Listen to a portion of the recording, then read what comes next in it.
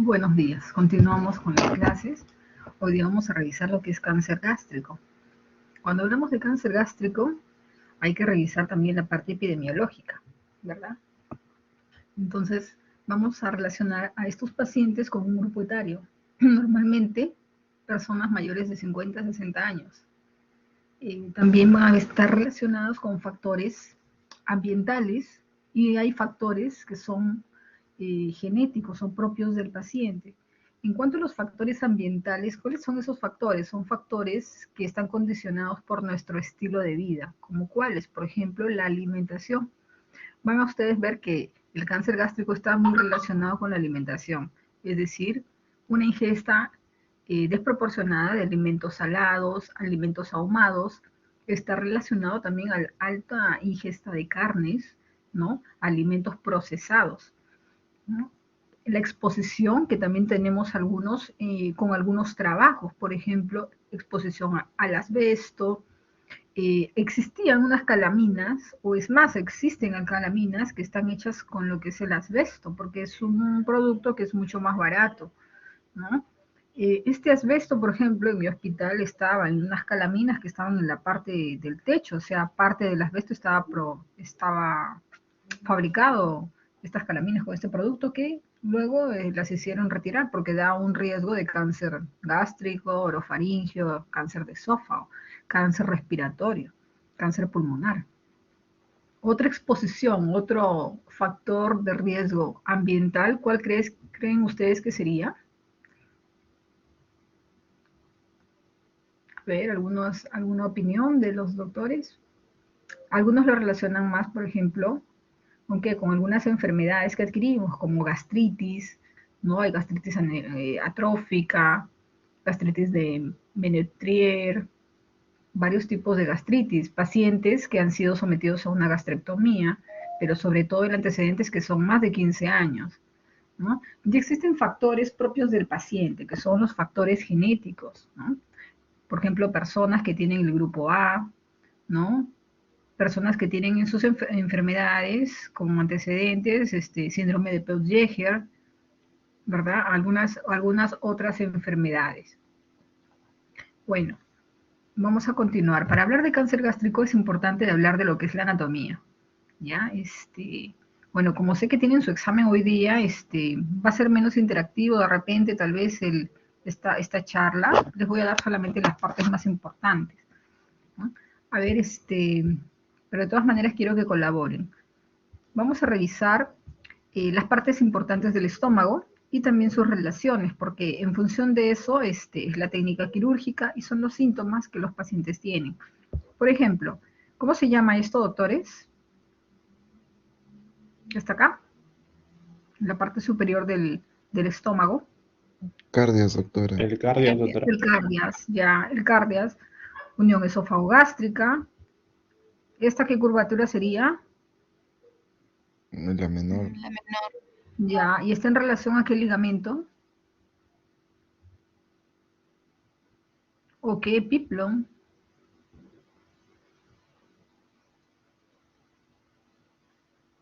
El epiplon menor, ¿no? Que va del estómago al hígado. Y esta zona sería...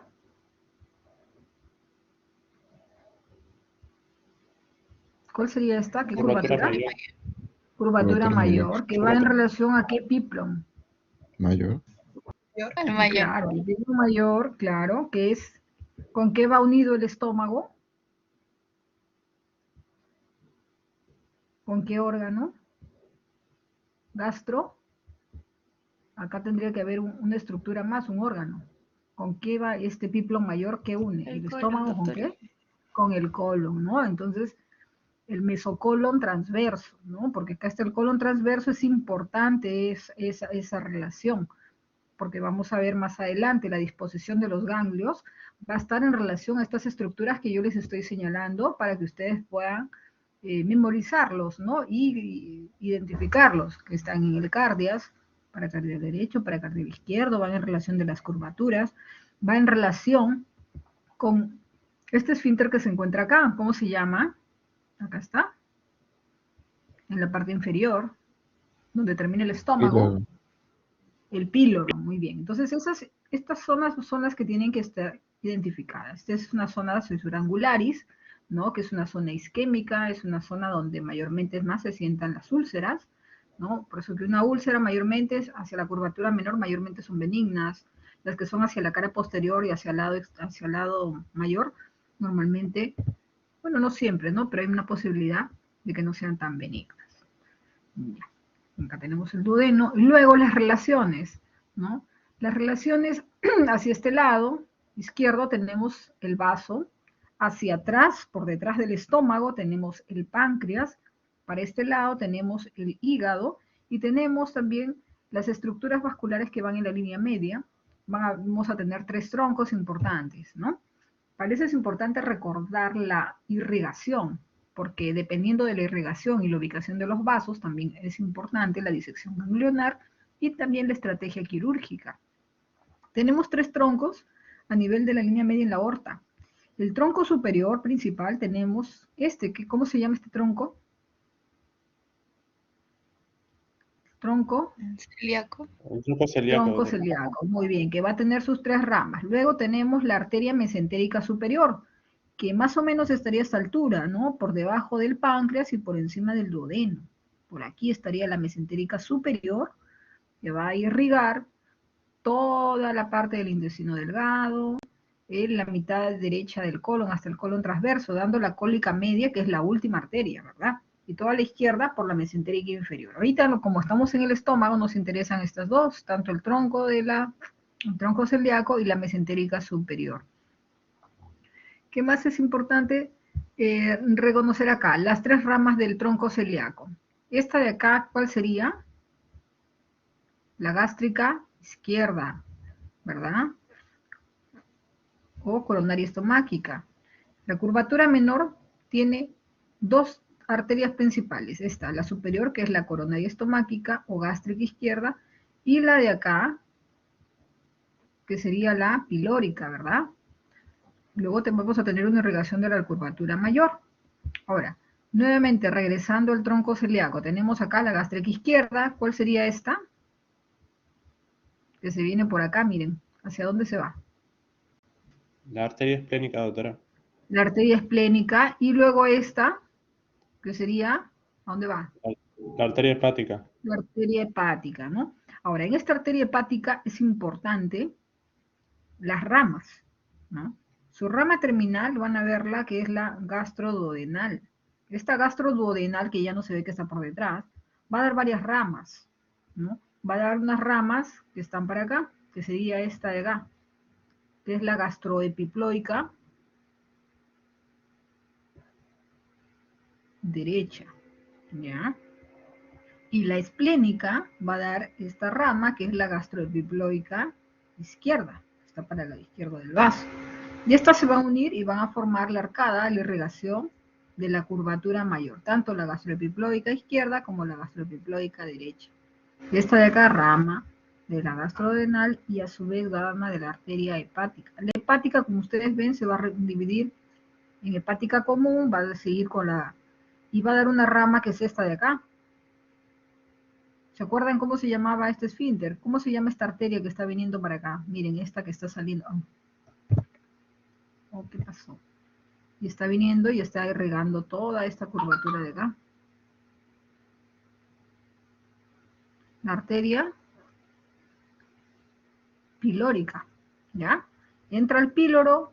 Esta normalmente es la primera arteria que ligamos cuando empezamos a hacer una gastrectomía, ¿no? Y luego viene la arteria hepática común, que viene con sus pedículos, hepática, luego al final derecha, izquierda, ¿no? Y acá está el colédoco, la arteria hepática, colédoco y la vena porta. Todo esto de acá es el hilio hepático, que va a entrar hacia el hígado, ¿no? ¿Sí? Pero es importante identificarlos, ¿por qué? Porque va a haber un ganglio que es el hilio hepático, que está envuelto por un ligamento, que es el ligamento hepatoduodenal, ¿no? Todo este hilio hepático va a tener una ubicación donde en esa grasita van a haber ganglios. Lo mismo que la propia arteria hepática, en su trayecto también va a tener una grasita que también va a incluir ganglios, y ambos van a tener diferentes grupos ganglionares, ¿sí? el mismo tronco celíaco en su raíz va a tener también una grasita, y los ganglios que están en el mismo tronco tienen otro grupo ganglionar, ¿no? Si ustedes recuerdan, acá está el estómago, levantando el estómago está el páncreas. Acá esto es solamente para una forma didáctica que se pueda ver, pero el páncreas está detrás del estómago, no se ve así directamente, ¿no? Ni los grandes vasos, porque están por detrás. Entonces, esta es una forma didáctica de que se pueda exponer las estructuras. ¿Sí? ¿Hasta ahí alguna duda? Seguimos. El drenaje venoso es a la inversa. Como ustedes saben, esta de acá es la porta, ¿no? Entonces vemos que la gástrica izquierda o la coronaria estomática desemboca directamente hacia la vena porta, ¿no? Y luego tenemos también que la vena esplénica viene trayendo todo el resto del drenaje venoso, y la vena esplénica se une con la mesentérica inferior y con la mesentérica superior, y todas estas drenan hacia la vena porta, ¿no? Entonces, todo drenaje del estómago, ¿hacia dónde va? Va hacia el hígado, a través de la vena porta. Por eso que algunas metástasis, las que son de vía hematógena, ¿a dónde van? Primero van al hígado. Y si el filtro del hígado no sirve, pasan las células, se van al pulmón, se van al riñón, se van a los intestinos, y así se van las metástasis, las diseminaciones de tipo hematógeno, porque las diseminaciones también son de tipo linfático. Vamos a ver acá. También por tipo linfático también. Y hay un tipo de cáncer que se disemina más por los ganglios, y hay un tipo de cáncer gástrico que se disemina más por la vía linfática. Y también hay un tipo de cáncer, o sea, cuando se disemina por vía celómica, o sea, a través del peritoneo. Y tiene un nombre propio que lo vamos a ver más adelante, ¿no? Entonces acá estamos viendo los grupos ganglionares, ¿no? Por ejemplo, acá hay ganglios del hilo esplénico. Miren, ganglios en toda la curvatura menor, ganglios en la curvatura mayor, ganglios, miren, en el pedículo hepático, ¿no? Ganglios, acá van a ver, si acá tenemos la arteria mesentérica, por ejemplo, por aquí debe estar también del tronco de la mesentérica, ganglios que van a la arteria cólica media, ganglios paraórticos. Vamos a ver así sucesivamente los ganglios en un gráfico más adelante. La inervación, como ustedes saben, los dos nervios vagos, anterior y posterior. Es importante también recordar la histología, ¿no? Pero vamos a recordar más que todo las capas, ¿no? Tenemos la mucosa, submucosa, tenemos una serie de ganglios y una serie de células especiales, ¿no? Oxínticas, células parietales, que no vamos a entrar en detalles, ¿no? Tenemos mucosa, submucosa, muscular y serosa. Por ejemplo, pregunto, a diferencia del estómago y de todos los órganos digestivos, el esófago hay una capa histológica que no posee. ¿Cuál es la que no posee el esófago? A diferencia del estómago.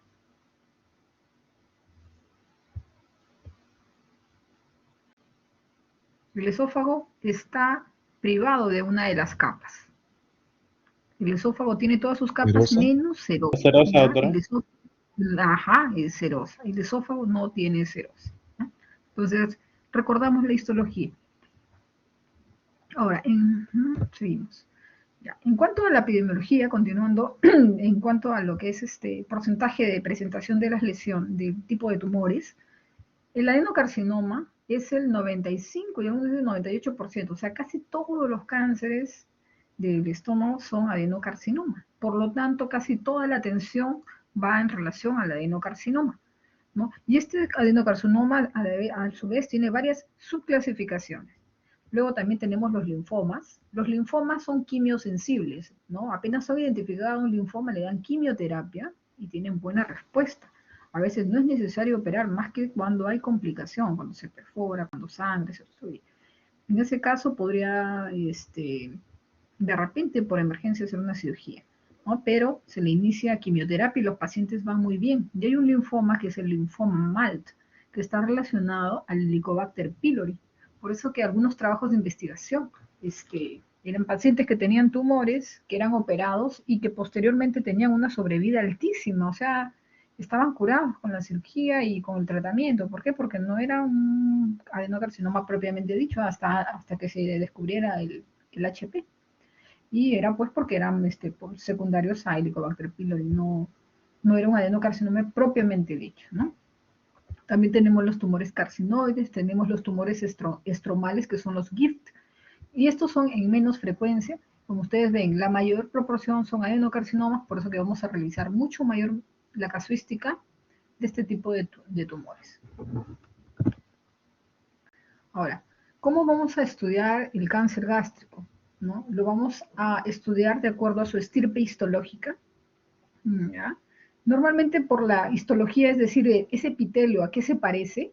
Normalmente vamos a ver que esto se va a dividir en un tipo, de acuerdo a una clasificación. La clasificación se llama, vamos a escribir acá, Lauren, ¿ya? Hay una clasificación de Lauren y también hay una clasificación que es el grado de diferenciación, que son los G, grados de diferenciación histológica de estas lesiones adenocarcinomas, ¿no? Por ejemplo, si las células son mucho más diferentes o distan mucho del epitelio normal del estómago, son bien diferenciados, si es medianamente diferenciados, pobremente diferenciados y muy indiferenciados, totalmente indiferenciados. Entonces, los grados de diferenciación van en ese sentido, en el grado de semejanza que va con el epitelio normal del estómago, ¿no? Mientras más indiferenciados, más difícil de identificar a esas células, es de peor pronóstico, ¿no? Entonces va en relación de G1, G2, G3, G4. Eso lo vamos a ver más adelante, sino que les adelanto. Y la clasificación de Lauren hay los dos subtipos. El tipo intestinal, ¿a qué se refiere el tipo intestinal? A que este epitelio del estómago ya no lo van a ver como un estómago, sino al microscopio se va a ver como un tejido intestinal. Por eso que es de tipo intestinal. Y el otro es difuso. ¿Por qué? Porque no tiene, normalmente está relacionado a lesiones bien indiferenciadas, donde no se puede identificar y aparte que se extiende, o sea, no tiene un borde limitado, como lo vamos a ver más adelante. La otra forma, esto es desde el punto de vista histológico, como lo vamos a ver, la clasificación de Lauren y los grados de diferenciación. De acuerdo a su apariencia macroscópica, es como vemos el tumor, o sea, solamente sería el T. ¿Cómo lo vemos? ¿No? Y este a su vez se va a subclasificar en dos. El temprano, que compromete solamente las primeras dos partes de las capas del estómago, o sea, la mucosa y su mucosa, y el avanzado es cuando compromete desde la muscular en adelante. Entonces vamos a ver cómo se ve a la vía endoscópica, cómo se ve la lesión.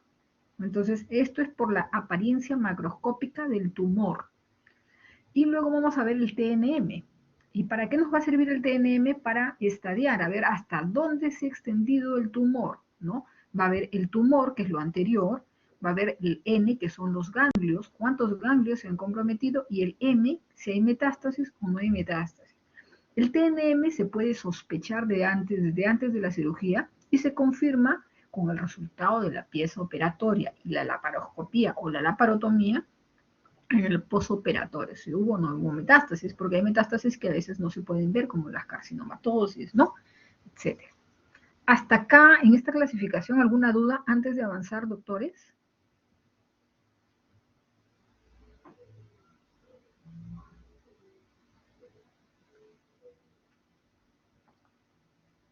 Alexandra, ¿todo bien? Sí, doctora, todo claro. Todo claro, seguimos. Acá, para repasar lo que ya hicimos, hace un rato ya hemos leído, adenocarcinoma, mayor cantidad de proporción de estirpe histológica, linfomas, tumores estromales, carcinoides, leiomiosacomas, otros, GIF, ¿no? Y este adenocarcinoma, a su vez, de acuerdo a la clasificación de Lauren, no Laura, sino Lauren, se subdivide en gástrico o intestinal y el otro es el difuso, el intestinal y el difuso. Ahora, empezamos con la clasificación de tipo histológica. Tenemos primero la clasificación de Lauren. Como ustedes vieron, la intestinal es la más frecuente, la difusa es un poco menos frecuente. La intestinal está en relación a factores ambientales, ¿no? Como que, por ejemplo, la dieta, y por lo tanto está asociado a gastritis atróficas, metaplasias, o sea, algunos tipos de gastritis, ¿no? Esto está asociado a factores ambientales, el estilo de la dieta, estilo de vida, etcétera, exposición. Mientras que el tipo difuso está relacionado a problemas genéticos, ¿ya? Genéticos, o sea, herencias de la familia. Ahora, el tipo intestinal está relacionado mayormente a personas de mayores de edad, personas que son mayores, mientras que el tipo difuso está asociado a personas jóvenes, ¿ya? Personas mucho más jóvenes. Entonces, mientras más jóvenes se presenta esta lesión, es mucho más agresivo el tumor. Cuando son pacientes que tienen un poco mayor edad, a veces la respuesta es mucho mejor. ¿Qué más? ¿Qué otra diferencia encontramos? Que estas lesiones en el intestinal son bien definidas, se ve el tumor, se ve localizado, ¿no? Está localizado, por ejemplo, mayormente en el antro, ¿no? Mientras que el tipo difuso son, como su nombre lo dice, son difusas, no son bien definidas y mayormente se localizan en el fondo, en el cuerpo del estómago. ¿No? Otra diferencia es que la diseminación del cáncer, la parte metastásica, es vía hematógena, ¿no? Mientras que en el difuso la diseminación mayormente es transmural y de tipo linfático, ¿ya? O sea, es por contigüidad y por tipo linfático. En general, esas son diferencias más marcadas que ustedes van a encontrar en estos dos tipos por diferencia, por estirpe histológica, ¿no? Las que se parecen al intestino y las que son difusas. Estas son, por ejemplo, el estirpe de la linitis plástica, ¿no? Son las células en anillo de sello, tienen peor pronóstico. Estas de acá, en teoría, ¿no? Son mucho más generosas, pero igual es un cáncer gástrico. A ver, ¿quién quiere decirme las diferencias más marcadas de estos subtipos de clasificación para avanzar? ¿Algún voluntario? ¿Quién? Yo lo digo, doctora. A ver, ¿Alejandra o Carla? No, soy Alexandra. Alexandra, ya, vamos Alexandra. Bueno, de tipo intestinal es más que todo por factores ambientales, en la dieta, la vida, ¿no? La vida saludable y todo eso. Luego, más que todo afecta a personas mayores de edad. Luego, respecto a sus lesiones, aquí van a encontrarse lesiones definidas y iba a ser por vía hematógena, ¿no? Su diseminación. Ajá, sí, correcto. Y respecto al tipo difuso, más que todo va a ser por problemas genéticos. Y aquí mayormente se van a encontrar por personas jóvenes. Y este cáncer va a ser un poco más agresivo, ¿no? En estas personas. Respecto a sus lesiones, van a ser indefinidas y su vía hematógena va a ser vía transmural y linfática, ¿no? Su diseminación. Sí, muy bien Alejandra, muy bien. Muy bien. ¿Alguna duda de sus compañeros para continuar? Continuamos. Esto es más de lo mismo, ¿no? Estirpe histológica también, neoplasias intraepiteliales, tumores, los que hay carcinoma, por ejemplo, hay de tipo, que este es el más frecuente, adenocarcinoma de tipo papilar, adenocarcinoma de tipo tubular, adenocarcinoma mucinoso, de células en anillo de sello, indiferenciado. Estos son los tipos que nos informa el patólogo cuando ya tiene el tipo de adenocarcinoma, ¿no? Nos informa el tipo específico al final del informe de la pieza quirúrgica. Cuando ya nos entrega la pieza quirúrgica, nos informa y tal tipo de estirpe histológica tiene su nombre y apellido completo del tumor. Con lo mismo, acá tenemos los linfomas tipo MAL, subtipos de linfomas, tumores, leiomiomas, todos los tipos de tumores que pueden haber en esto, que son mucho menos frecuentes, para conocimiento general. Ahora, hablamos por su apariencia macroscópica, cómo se clasifican las lesiones. ¿Se acuerdan que hablamos del temprano, cáncer gástrico temprano, que solo afecta la mucosa y submucosa, mientras que el Bormann es el gástrico avanzado, que afecta desde la muscular en adelante. Entonces, ¿se acuerdan que hicimos el gráfico al inicio? Que vimos epitelio, columnar, mucosa, submucosa, músculo y la serosa, y que el esófago no tenía adventicia, ¿no? Y acá está la serosa. Entonces, por acá hay uno que otro ganglio, que vamos a dibujar por aquí unos ganglios, pero eso no es importante. Entonces, dijimos que el cáncer gástrico temprano solo afecta mucosa y submucosa, o sea, afecta esto y esto, mucosa y submucosa, mientras que el cáncer gástrico avanzado afecta desde el músculo en adelante, o sea, porque ya avanzó mucho más, ¿sí? Entonces, ¿cuál es la definición del cáncer gástrico temprano? No solamente es que afecta la mucosa y submucosa, sino puede ser con o sin compromiso de ganglios, ¿ya? A pesar de que solamente compromete mucosa y submucosa, dicen que cuando compromete la mucosa existe una posibilidad de un 3% de haber un ganglio comprometido, mientras que cuando compromete la submucosa, o sea, ya pasa a la lámina propia, hay hasta un 10-15% de que hayan ganglios comprometidos. Entonces, esto hay que tener mucho en consideración para hacer las técnicas, ¿no? de gastrectomía o hacer una mucosectomía, que es una de las técnicas que se hace en el cáncer gástrico temprano, ¿no? Cuando solamente afecta la mucosa, no es ulcerado y es bien diferenciado, o sea, se pueden identificar las células, es un G1, por ejemplo, entonces está indicada una mucosectomía cuando hacen un diagnóstico temprano. O sea, en vía endoscópica se puede sacar esa lesión, ¿no? Sin necesidad de hacer la cirugía, ¿no? Y se hacen controles a esos pacientes. Pero si ya es ulcerado y tiene más de 2 centímetros, entonces este paciente ya va a una gastrectomía porque es una cirugía mucho más segura.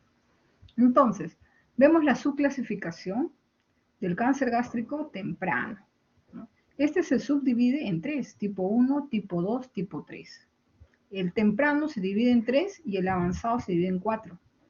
¿Ya? El temprano, el 2 se subdivide a su vez en 2A, 2B y 2C. Ustedes van a ver que el temprano afecta a la mucosa y su mucosa, porque solo es en la mucosita. El tipo 1 es como polipoideo o prominente, o sea, es más elevadito, ¿ya? Es elevado. El tipo 2 es casi plano, es superficial. Se ve una lesión, una mancha, una placa. El de acá, el 2A, es elevado. No es prominente, ni polipoide, sino es elevado. Del basal un poco elevado. El tipo 2B es casi plano, ¿ya? Lo llaman plano. Se ve la lesión, una lesión plana. Un cambio en la estructura plana.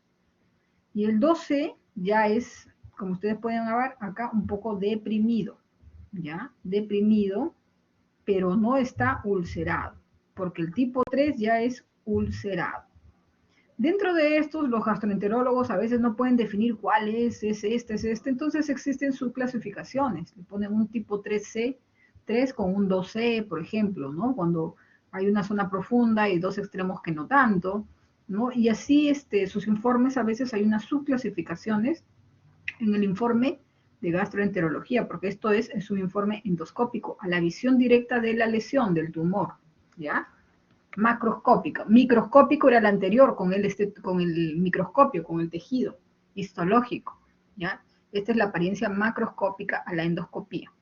Entonces, estas son las clasificaciones del early cancer o cáncer temprano. Y el cáncer avanzado, el Bormann, tiene 4 grados, ¿no? Pero ¿qué afecta? Afecta ya a partir de la muscular. Entonces, también este de acá es protruido o polipoide, ¿no? Que es prominente, polipoide. El tipo 2 es ulcerado, ¿ya? Pero ulcera hasta la muscular. No es el ulcerado que solamente está en la mucosa y submucosa, sino ya desde la muscular. El tipo 4, como ustedes ven, es infiltrante. Este es como en la linitis plástica, es como como un acartonamiento de todo, o sea, es infiltrante, toda la pared la van a ver como infiltrada. Y el tipo 3 es una combinación de ambos, es un ulcerado, tiene una úlcera, pero también es infiltrante, es ulcerado, infiltrante, ¿no? Mayormente en el difuso encontramos este tipo de lesión, y en el intestinal mayormente una lesión un poco más definida, está ulcerada, ¿no? Y esto es mayormente en el difuso. A ver, ¿alguien quiere hablarme de las diferencias que hay entre el cáncer temprano en cuanto a el compromiso de la pared? A ver, yo lo hago, doctora. A ver, Fabricio, Sí. Dale, buenos días, ya, a doctora. ver, Sí, ¿qué bueno, tal? con respecto a la apariencia macroscópica, podemos dividirlo en dos tipos, ¿no? Tanto sea temprano como avanzado de Bormann. El de tipo temprano, el que está a la izquierda, va a afectar tanto a nivel de mucosa y submucosa. Y puede haber tanto Ujú, un compromiso con o sin compromiso de ganglios linfáticos. ujú, Mientras el de tipo avanzado de Bormann afecta tanto ya hasta la muscular hacia adelante, ¿no?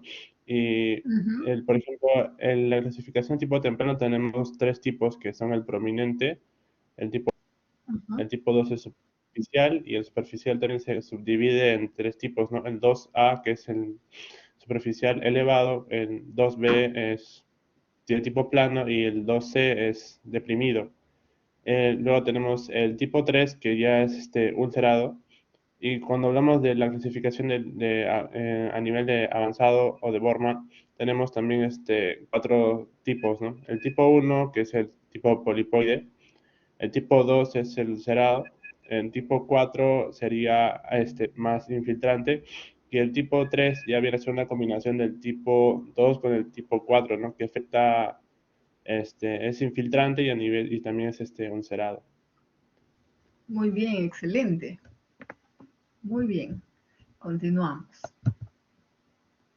Ya. Entonces también tenemos la otra clasificación que es el TNM, que es el que ve la extensión completa de la lesión, ¿no? Y cuando nosotros hablamos de la clasificación TNM, finalmente vamos a hablar de una estadificación, que son los estadios que están acá. O sea, de acuerdo a estos estadios, el TNM, vamos a saber qué pronóstico tiene este paciente, si le vamos a ofrecer algo curativo, si le vamos a ofrecer algo paliativo, o de repente a este paciente ya no hay que hacerle absolutamente nada, porque al hacerle algo vamos a prolongar o vamos a darle un sufrimiento, porque la quimioterapia no es tan fácil, la quimioterapia provoca malestares, provoca complicaciones. A veces el paciente tiene un tumor tan infiltrante, tiene poco tiempo de vida y durante ese poco tiempo de vida lo va a pasar con el dolor, con las molestias y con todos los síntomas de la quimioterapia. Entonces, de acuerdo a cada paciente específico se toman las decisiones, ¿no? Bueno, y los que son católicos, bueno, siempre dejan todo, pues, al final Dios tiene la última palabra, porque sí, dentro de mi experiencia he visto unos casos, pero milagrosos, pero bueno, seguimos. Nos quedamos acá, el TNM. Entonces, como vimos, el T, ¿no? Va en relación a cuánto invade la lesión en cuanto a las capas de las paredes del estómago, ¿no? El T1 es cuando invade hasta dónde? Invade hasta muscular. Vamos a hacer un dibujito por acá para poder para que se pueda entender mucho mejor. A ver.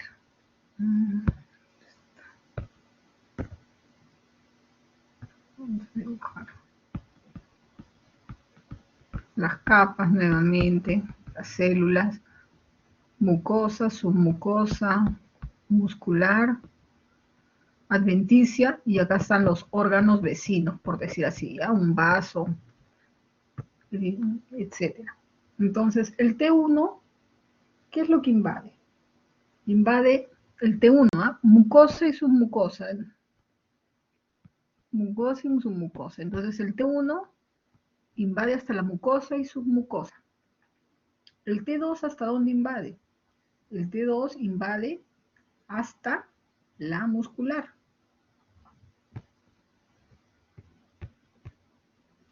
Normalmente hasta la muscular. El T3, ¿hasta dónde invade?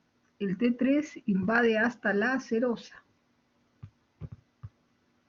Y el T4 ya invade órganos vecinos. Ya invade órganos vecinos. Por ejemplo, comprometió, infiltró el vaso, infiltró el páncreas, sus órganos vecinos. ¿Ya? Se infiltró a la grasa. Entonces, eso más o menos va en relación al T. Entonces, ¿cómo se ve esto? Vía tomográfica, se puede ver vía endoscópica, con una ecografía endoscópica, se coloca el transductor endoscópico y vea cuánto infiltra la pared, ¿no? Pero normalmente esto lo informa vía tomográfica y vía endoscópica. El N. El N, han habido muchas subclasificaciones, hay muchas escuelas. Hay una escuela americana, una escuela japonesa, que es la que más avances tiene, la escuela europea. Por ejemplo, ahorita en el INEM hay una escuela propia que están haciendo su propia casuística, ¿no? Pero acá, por ejemplo, lo que hay que tomar en cuenta en el TNM es lo que les están enseñando ahorita en la teoría, porque de ahí va a salir el examen, ¿no? La pregunta es del examen.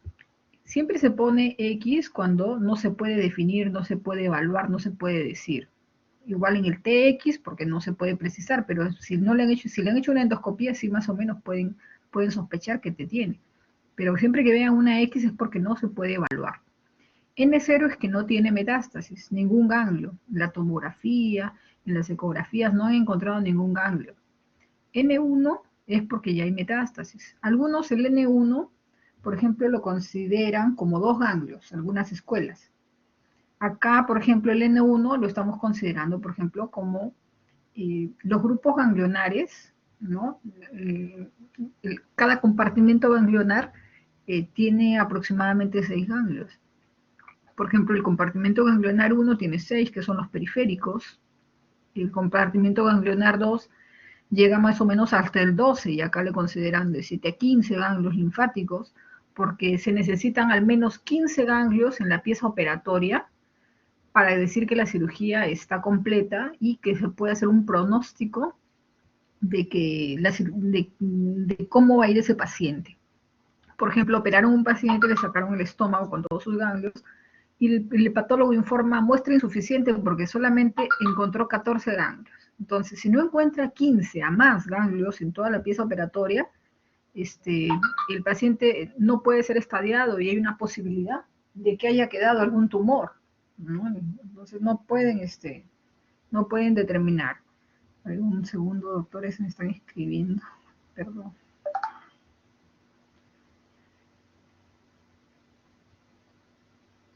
Ok, listo. Listo. ¿No? Y luego tenemos, por ejemplo, acá el N3 considera en más de 15 ganglios el estudio que tiene compromiso más de 15 ganglios comprometidos, ¿no? Entonces va en relación a esto.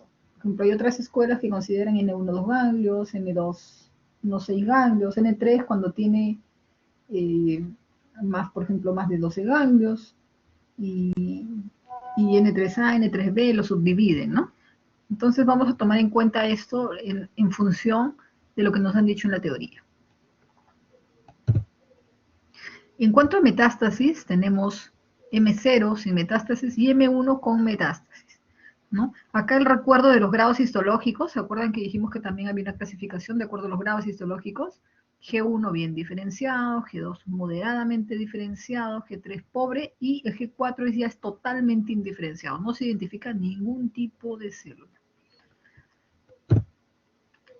En cuanto a los estadios curativos, como ustedes van a ver en la mayoría de los cánceres, el estadio 1 y el estadio 2 te da una opción curativa, ¿no? Pero ahora, con todas las técnicas que dan la quimioterapia y toda la técnica avanzada, se le puede dar una esperanza de vida hasta el 3A, se ha ampliado. Pero a estos pacientes, que es lo que se hace, se les da una quimioterapia previa para reducir el estadio, o sea, un 3A pasarlo a un estadio 2, y después hacer la cirugía, ¿no?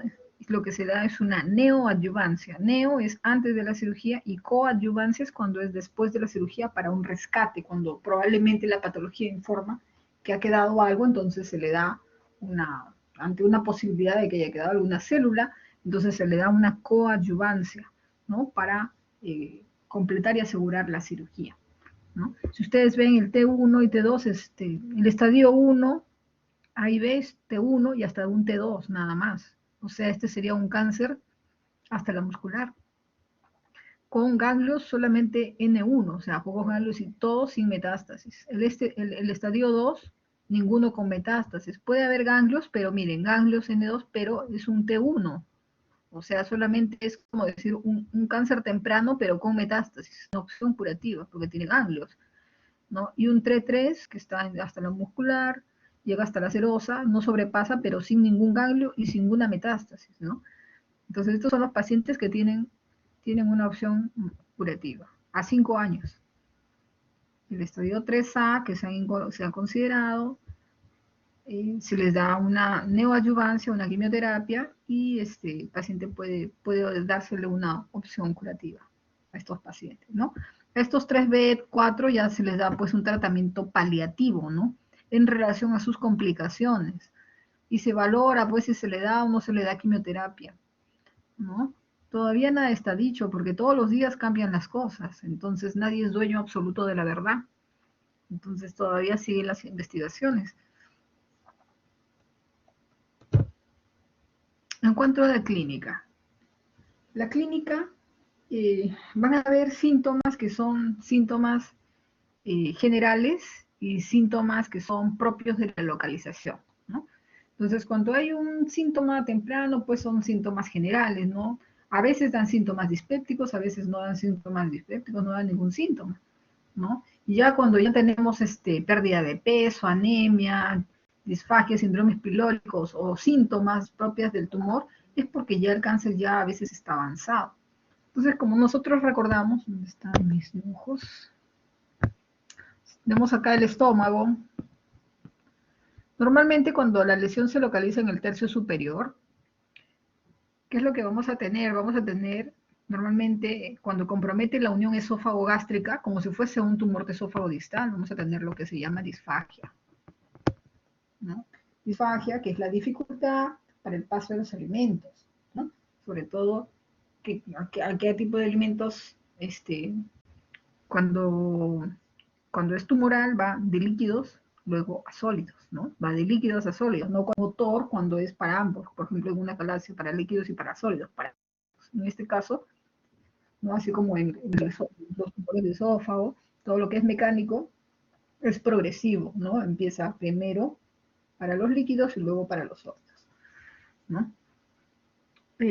Si la lesión, por ejemplo, está a nivel del tercio medio, en el cuerpo, por ejemplo, las lesiones que van a ver van a ser tardías, o sea, ya vamos a tener los síntomas, ¿no? Generales de un tumor avanzado, la anemia. La anemia va a ser común a todas, porque hay pérdida de sangre, ¿no? Va a haber el dolor abdominal, la pérdida de peso, malestar general, dolores abdominales recurrentes, o sea, los síntomas no son tan específicos cuando están en el cuerpo.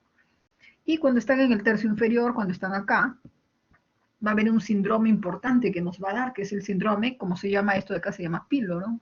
Va a haber el síndrome pilórico. ¿Por qué? Porque el paciente no va a poder progresar sus alimentos, entonces se van a quedar acumulados en el estómago, el paciente va a tener una llenura precoz, y no porque está contraído un poco este estómago, ¿no? Por la rigidez, y no va a poder progresar. ¿Por qué? Porque esto de acá va a estar estenosado. Entonces va a haber una dificultad para el paso de los alimentos. Entonces el paciente come y se llena rápido porque no puede progresar, ¿no? Vamos a buscar también a los pacientes el ganglio de Virchow, ¿no? El supraclavicular, pacientes que tienen ganglios en el ombligo, ¿no? Y también vamos a encontrar ascitis, el ganglio de Irish. ¿Cómo hacemos el diagnóstico? Primero, con la clínica, sospechando a estos pacientes, antecedentes familiares, si hay familiares que han tenido cáncer, los signos y los síntomas que ya hemos mencionado. Pero sobre todo, en cuanto a los exámenes diagnósticos, tenemos la endoscopía, que es el que tiene mayor valor, ¿no? Entonces, la endoscopía nos sirve para identificar la lesión y para tomar muestras, para tomar biopsias.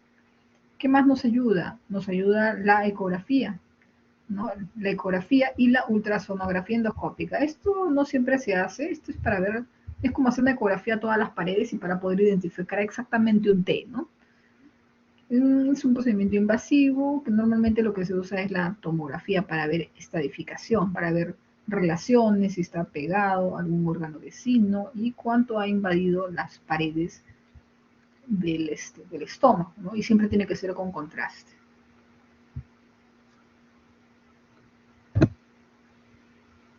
Más o menos la ecotomografía, la tomografía contrastada.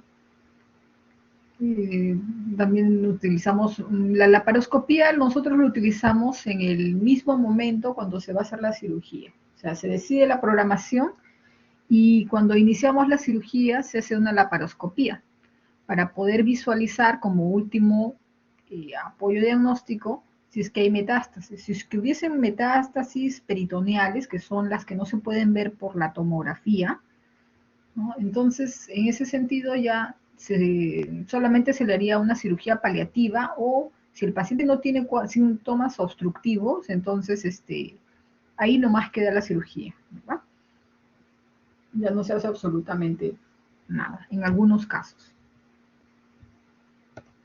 La citología peritoneal es para ver si hay, por ejemplo, de repente no es muy evidente las lesiones, se le instila un litro como si fuese un lavado peritoneal, un litro de solución salina y luego se retira y se envía para estudio como si fuese un Papa Nicolau, ese líquido. Se llama Blood Pap-Cell, ¿no? Y el estudio de ese líquido nos ayuda para determinar si hay carcinomatosis, ¿no? Siembra peritoneal.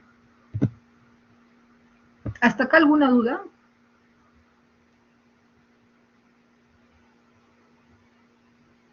Sí, doctora, una pregunta. Sí, dime. Sí, con respecto, creo que había una de la tipificación histológica de los adenocarcinomas que nos hablaron en teoría que tiene células en anillo de sello, pero no recuerdo qué Sí, tipo es tan especial eso. sí, las células en anillo de sello son las más agresivas, ¿ya? Normalmente pues estas células las vamos a ver en el carcinoma indiferenciado, ¿no? En el mucocelular, por ejemplo, ¿no? Mayormente en ese tipo y sobre todo en los difusos, en los carcinomas. Es uno de los más agresivos, casi siempre, ¿no? Es un reporte histológico.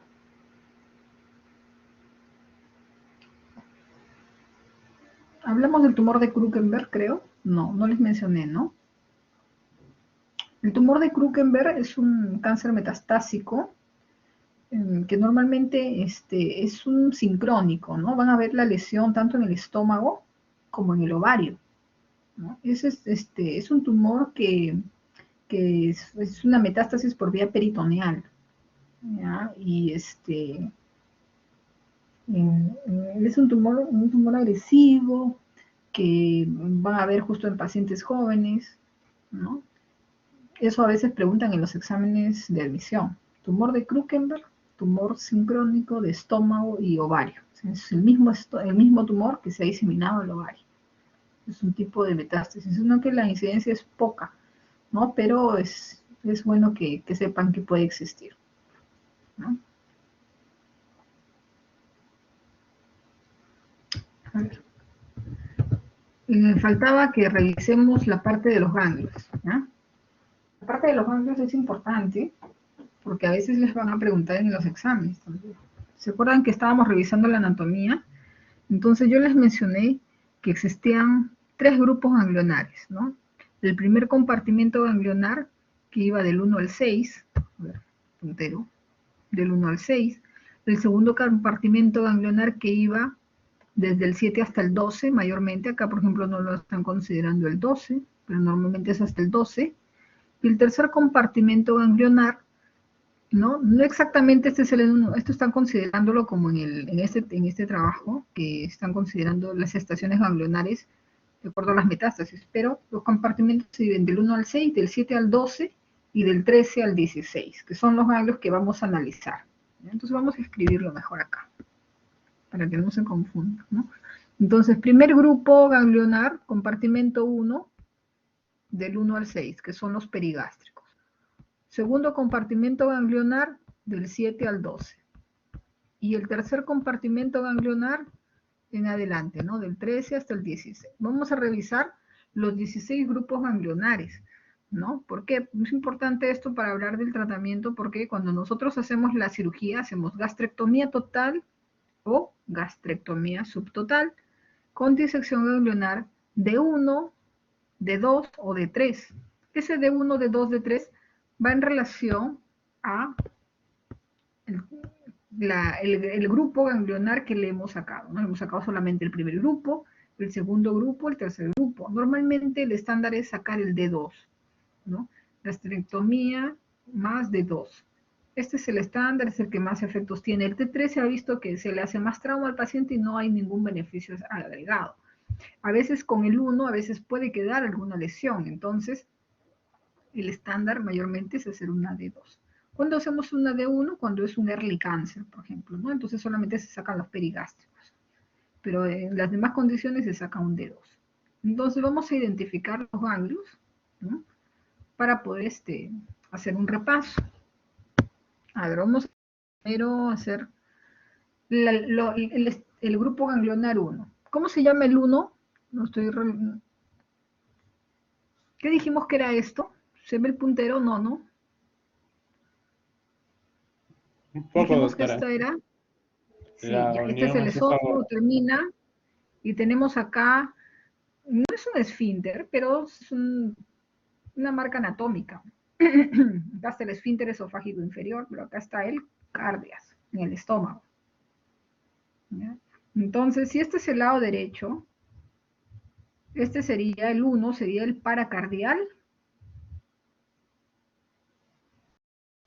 derecho. Si el 1 es el paracardial derecho, el 2 que está acá, ¿qué sería? ¿Cómo se llamaría? ¿Para izquierdo? para acá. Izquierdo. Paracardial izquierdo, ajá, porque acá estamos en el cardias, ¿no? ¿Y qué dijimos que a esto? Por eso que al inicio les mencioné ¿Curvatura menor? curvatura menor, ¿sí? Y esta de acá, la mayor, ¿no? Por lo tanto, seguimos con los dibujitos. El 3, ¿cómo se llama? Los ganglios de la ¿Curvatura menor? Curvatura menor. curvatura menor, ¿sí? Y el 4 sería los ganglios de la... Curvatura Curvatura mayor. mayor. Mayor. Exacto, muy bien, sí. Luego también hablamos, hablamos de esta estructura anatómica del estómago que terminaba. Dijimos que era el píloro, ¿se acuerdan? Píloro. Ya, entonces acá es por encima, todo lo que es por encima es supra, y todo por lo que es debajo es infra. Acá como es para, porque es al lado lateral derecho, izquierdo. Acá supra, infra. Entonces si este es el píloro, el 5, ¿qué sería? Supra, Pilórico. Pilórico. pilórico. Y el 6 sería el infrapilórico. Sí, exacto. Perdón, chicos, un ratito. Aló. Aló. Aló. Aló. Aló. Aló.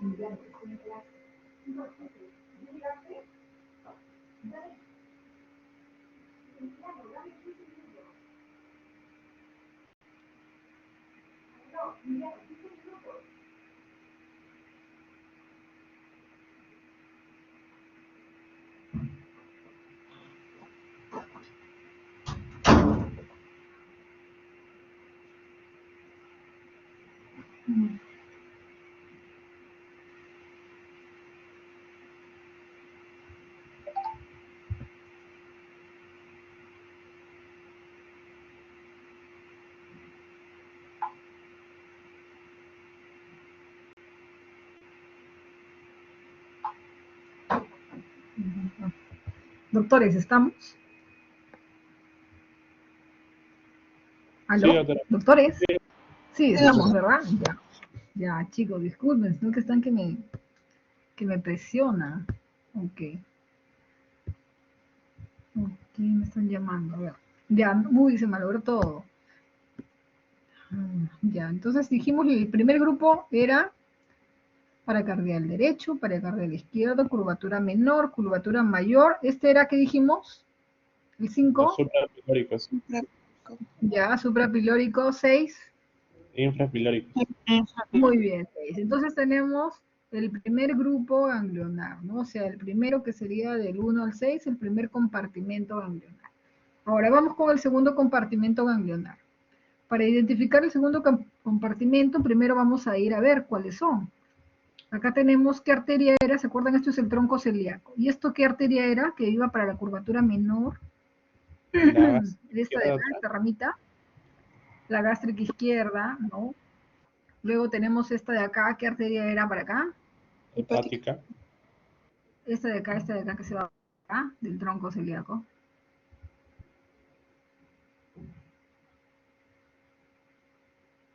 Miren, tronco celíaco, gástrica izquierda, arteria esplénica, y esta de acá, que está por acá, sería la arteria que se va al hígado.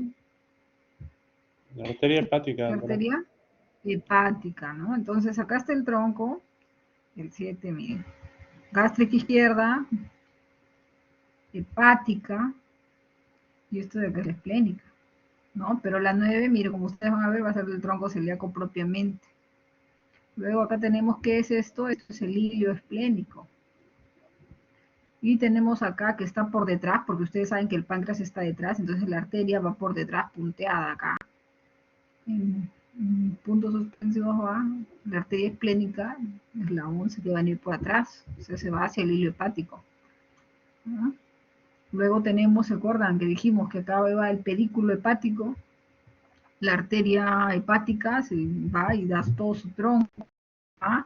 Va junto con el colédoco y la vena porta hacia el hígado, y este es su hilio, y acá hay un ligamento que lo envuelve. A veces dicen del hilio hepático o ligamento hepatoduodenal. Todo esto es un ligamento, todo este hilio va cubierto por una grasa, por un ligamento, por donde van todas estas estructuras del pedículo hepático, ¿no? Y luego tenemos, ¿qué tenemos acá? Atrás tenemos el páncreas.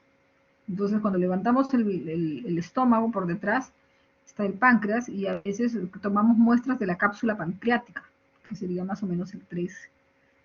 Y acá mencionamos, ¿se acuerdan? Por acá, el duodeno, el marco duodenal, acá hace un marco a la cabeza del páncreas. Por debajo del páncreas y por encima del duodeno, por acá, hay una pinza, sale la arteria mesentérica superior. Eso lo vamos a ver más adelante cuando veamos lo que es duodeno, páncreas. Arteria mesentérica superior, y esta arteria mesentérica superior también va a tener sus ganglios. Es otro reparo, el 14. Y esta mesentérica superior va a dar unas ramas, vamos a dibujar acá.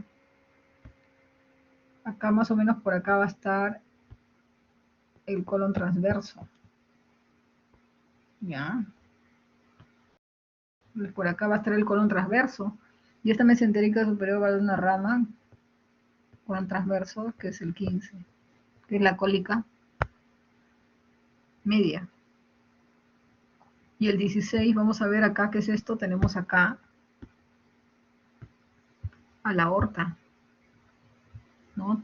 La aorta está atrás, entonces vamos a ver.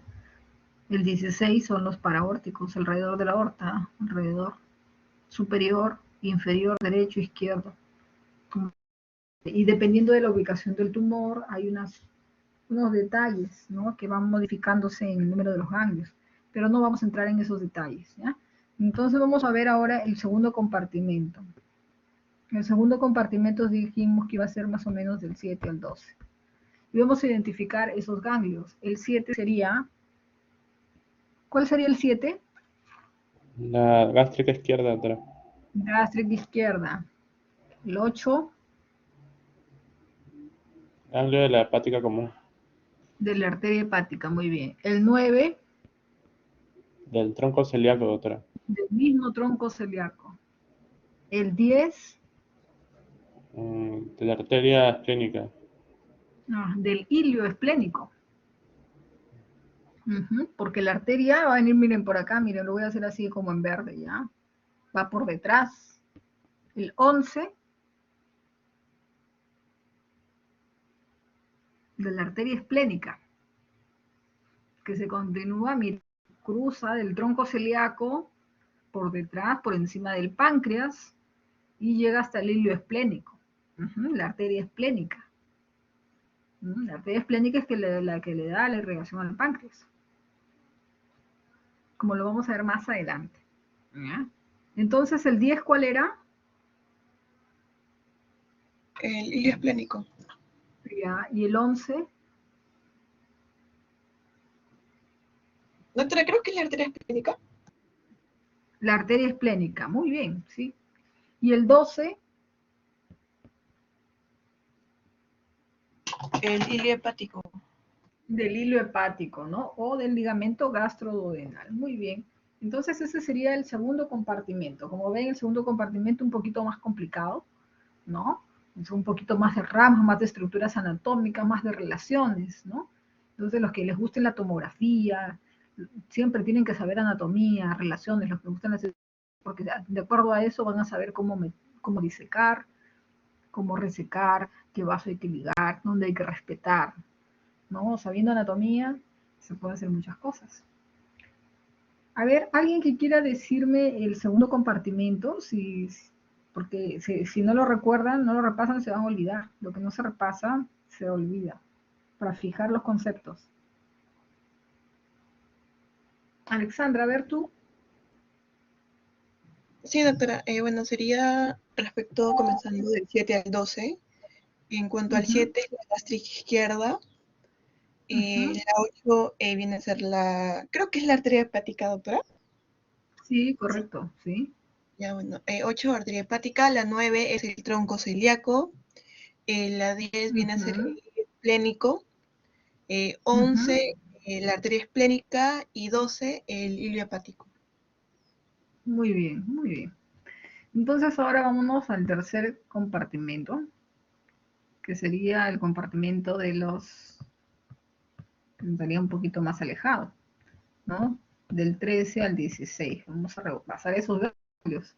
Entonces dijimos que acá está el páncreas y cuando levantábamos el páncreas detrás del estómago, entonces de la cápsula pancreática, ¿no? Entonces sacábamos un poco de cápsula pancreática, la pelamos para ver si había infiltrado ahí esa grasita, se había infiltrado las células, el tumor. Entonces, ganglios de la cápsula pancreática, ¿no? El 14 dijimos que por acá, por delante, entre el páncreas y el duodeno, acá, la arteria mesentérica está cruzando. Voy a dibujar esa arteria mesentérica, sino que está así en este color porque no se está por detrás, ¿verdad? Viene esa arteria mesentérica, es la 14. Luego va a dar una rama, que es la 15, dijimos, ¿no? Que es para la cólica media, ¿no? Y en esta grasa que va desde el estómago hasta el colon, y en ese mesocolon, a través de ese mesocolon, la arteria mesentérica superior va a dar una rama que es la cólica media, para el colon transverso. Esa grasa que sale de esa estructura es el grupo 15. Y el 16 mencionamos que era el paraórtico, tanto derecho, izquierdo, superior, 16, 16, 16, 16, derecho, izquierdo. Sería el paraórtico. ¿Se entendió? ¿O alguna duda? Porque acá los gráficos están un poco complejos. Doctora, disculpe, ¿la 13 cuál mencionó? De la cápsula pancreática. De la cápsula pancreática. Levantamos y... Por acá creo que hay otro gráfico. Ahorita lo vemos. A ver, algún voluntario del grupo 3, el tercer compartimento. Yo, doctora. A ver. Ya, bueno, en el compartimento, en el 13 tendríamos el de la cápsula pancreática, Ya. en el 14 de la arteria mesentérica, en el 15 ¿Cuál de sería las para la... mesentéricas? ¿Superior o inferior? eh, superior. Ajá, muy bien. En el 15 sería para la cólica media y en el Ujú, 16 sería el paraórtico. muy bien. Para otra cosa, ya. Entonces seguimos, ¿ya? Continuamos. Nos quedamos acá en el tratamiento, ¿no? Ya. En cuanto al tratamiento, va a depender si es que la lesión es curativa o si la lesión ya está avanzada, y entonces hay que darle un tratamiento paliativo, ¿no? Entonces, si la lesión es menor de un 3A, entonces de un estadio 3A, entonces se le puede hacer una resección completa con buenos márgenes y una buena linfadenectomía, en este caso sería una D2, ¿no? Una resección, una gastrectomía más D2 con márgenes libres, y de acuerdo a la patología, ver si se le da una coadyuvancia posterior a la cirugía, ¿no? Y el tratamiento paliativo es cuando ya no es extirpable, cuando hay metástasis, hay compromiso de grandes vasos, hay siembra peritoneal, ¿no? O los pacientes no van a soportar la cirugía del abdomen porque tienen una comorbilidad muy alta. Entonces, en esos casos, si la cirugía no se puede realizar, entonces se le da un tratamiento paliativo. ¿Para qué? Para darle calidad de vida. Por ejemplo, si el paciente tuviese un síndrome pilórico porque la lesión está en el antro y no puede comer, ¿qué se hace? Se hace que el paciente pueda seguir comiendo. Se reseca la lesión y se hace una gastroenteroanastomosis. Por ejemplo, si el tumor es muy sangrante, la mejor paliación es la resección, se saca el tumor para que ya no siga sangrando y se hace una anastomosis, una gastroenteroanastomosis, no con la intención de prolongar la vida, sino para darle una mejor calidad, para que la persona siga comiendo, el tumor ya no sangre tanto, ¿no? Y tenga una mejor calidad de vida. Entonces, la cirugía curativa, ¿no? Es con márgenes cero márgenes, o sea, es un R0, porque van a ver en cuanto a las cirugías va a haber un R0, R1 y un R2, como lo vamos a ver más adelante en unas siguientes diapositivas. ¿Y la paliativa cuál era, dijimos? ¿Cuál es la cirugía paliativa? Una gastroenteroanastomosis. Esa es la cirugía paliativa. ¿Para qué? Para que el paciente siga comiendo.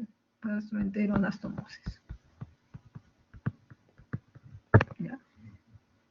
¿Sí? ¿Hasta ahí se entendió? Ahora, ¿cuál es el objetivo de la cirugía? Como bien dice acá, es hacer una resección completa, o sea, sacar todo el tumor y dejar los márgenes libres de tumor, o sea, un R0. El R0 es cuando no ha quedado ni microscópico, o sea, al microscopio no hay células malas, ni macroscópicamente vemos que hay células malas, es decir, que ha sido curativo totalmente, ¿no? Un R1 es cuando hay márgenes microscópicos, o sea, ustedes vieron, sacaron el tumor, macroscópicamente no quedó nada, pero el microscopio los bordes están comprometidos. Entonces, en estos casos, en estos pacientes hay que darle una coadyuvancia, o sea, quimioterapia, para poder terminar de matar esas células o volver a ingresar, a hacer una cirugía de rescate, ¿no? Para ampliar la resección. Y los R2 es cuando hay márgenes positivos y también hay de los dos, ¿no? Tanto microscópico como macroscópico, ¿no? Hay residual, ha quedado tanto macroscópico como microscópico. O sea, que vimos el tumor que está quedando, igual queda, porque solamente estamos haciendo una cirugía paliativa por sangrado, por decir, ¿no? O por una obstrucción intestinal. Entonces, continuamos. Ya. En cuanto a las técnicas quirúrgicas, ay, perdón, doctores, hay unas emergencias, me están llamando. Aló, un ratito. ¿Aló? Sí, díganme. 5 minutos.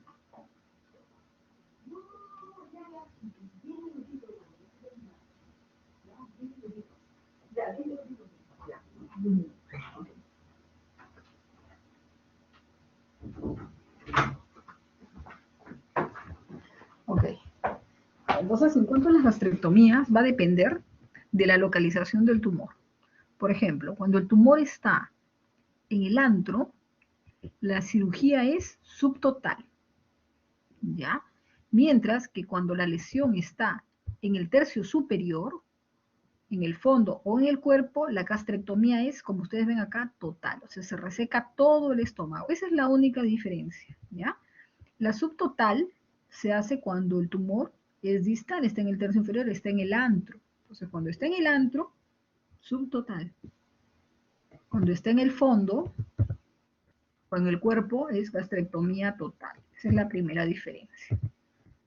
¿Dónde estamos acá? ¿Qué más? ¿Cómo se hace la resección? La resección se saca todo el estómago, se deja la primera porción del duodeno, ¿no? Sin conservación, se hace una resección gástrica y la reconstrucción es en una Yeder-Rux, una Billroth 2, ¿no? La parte del muñón duodenal se sutura, ¿no? Y luego, por ejemplo, acá le han hecho un asa, ¿no? Normalmente lo que se hace es una Yeder-Rux, se hace una sección a este nivel en el intestino, unos 40 centímetros aproximadamente. El cristal del intestino sube. Se hace una anastomosis con el estómago y finalmente, donde hemos hecho la sección, se hace la anastomosis hacia abajo y se genera como una especie de Y, ¿no? Entonces se hace una gastrectomía subtotal más una reconstrucción en Yeder-Rux. Es lo que normalmente se hace. Esto de acá, por ejemplo, se ha hecho una gastrectomía subtotal, se ha hecho un asa, y la bilis, ¿por dónde está llegando? Miren, la secreción pancreática, este es el asa biliar, ¿no? El asa biliar, toda la secreción biliar va a ascender, entonces de preferencia se hace acá, si es que van a hacer este estilo de cirugía, que es como una polla más o menos, se hace un Brown complementario, o sea, se hace una anastomosis de este borde del intestino con el otro para que la bilis ya no ascienda, sino pase el asa intestinal directamente hacia el intestino, ¿no? Por ejemplo, en esta de acá que vamos a ver, que es la gastrectomía total, acá sí se ve la Yeder-Rux, miren. Entonces, en la primera sección, el esófago, se saca el tercio inferior del esófago, ¿no? Se forma el muñón duodenal y se hace la sección más o menos, acá este es el asa biliar, se hace la sección más o menos unos 40 centímetros, 45, y esta parte distal seccionada asciende, esta parte C asciende hacia el esófago y se hace la anastomosis. Algunos lo hacen en término terminal, otros lo hacen en término lateral, ¿no? Y esta B que quedó cortada se anastomosa más o menos a unos 45-50 centímetros, ¿no? Este es el asa alimentaria, por acá van a venir los alimentos, y este es el asa biliar. Entonces, anastomosis, y entonces queda como una especie de Yeder-Rux, ¿no? Esta es la reconstrucción. ¿Qué más dijimos? Dijimos que la resección ganglionar era de 2, ¿no? Una gastrectomía total más de 2 o una gastrectomía subtotal más de 2. Y la mínima cantidad de ganglios que deben de salir para ser examinados son 15, ¿verdad? Ahora, ¿cuándo se saca la esplenectomía? Se saca cuando hay una infiltración del vaso, ¿no? De infiltración del vaso, o cuando hay infiltración del hilo esplénico. Esto ya lo hicimos. Lo mismo que ya mencionamos, de 1, que eran los perigástricos, de 2, segundo grupo ganglionar, y de 3, el compartimento 3. La resección endoscópica es cuando era un Ehrlich-Cáncer, ¿no? Un T1 mayormente, ¿no? Miren, acá están viendo una lesión elevada, polipoide, ¿no? Endoscópica, y se hace la resección, miren. Acá están viendo una pinza que está ingresando con un arco que quema, ¿no? Entonces, miren, el pólipo está acá, la lesión elevada, y hacen una sección en esta zona, ¿no? Entonces, normalmente son lesiones menores de 2 centímetros, ya que no estén ulcerados, que estén bien o moderadamente diferenciados, ¿no? Y la tomografía no hay evidencia, pues, de ganglios. Esto se llama la mucosectomía endoscópica. Miren cómo se hace. Hace la resección. Esta es otra forma de técnica, vía endoscópica, ¿no? Para el cáncer temprano.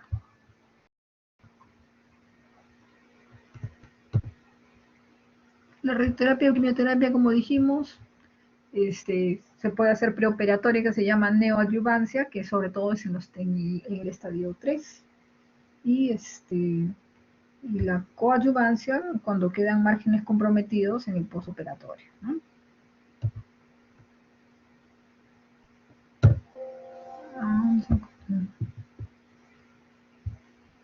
Vamos a cerrar esto.